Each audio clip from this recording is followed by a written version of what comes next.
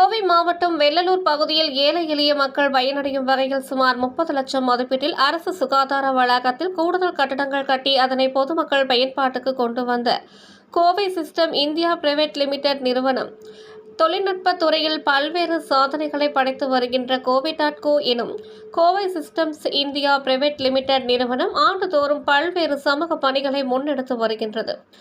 இதன் ஒரு பகுதியாக இந்த ஆண்டு கோயம்புத்தூர் நார்த் ரவுண்ட் டேபிள் 20 மற்றும் கோயம்புத்தூர் நார்த் லேடிஸ் சர்க்கிள் 11 ஆகிய அமைப்புடன் இணைந்து பொதுமக்கள் பயனடையும் வகையில் சுமார் 30 லட்சம் மதிப்பீட்டில் மருத்துவ அறை, மருந்துகள் வழங்கும் அறை, நவீன ஆய்வகம், நோயாளிகள் காத்திருப்பு அறை உள்ளிட்ட கட்டிடங்களை கட்டி அதனை பொதுமக்கள் பயன்பாட்டிற்காக கொண்டு வந்துள்ளது.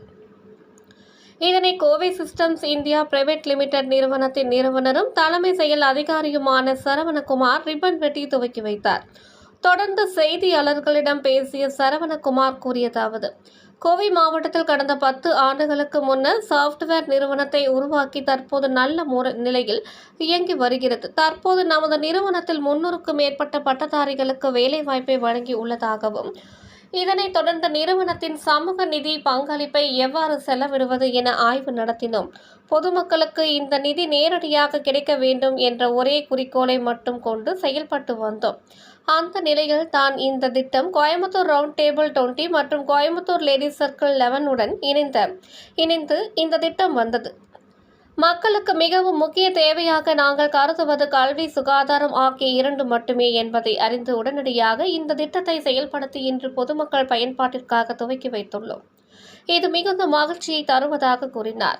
இந்த செய்தியாளர்கள் சந்திப்பின் பொழுது மாவட்ட சுகாதார மேற்பார்வையாளர் பாலசாமி, மெடிக்கல் அதிகாரி பிரதீபா, ராகுல் கிருஷ்ணகோபால், அருண் குணசேகரன், நிக்கிதா, ராகுல், சிவகாமி, அருண், நாகப்பன் குழுவினர் உள்ளிட்ட பலர் கலந்து கொண்டனர் என்பது குறிப்பிடத்தக்கது.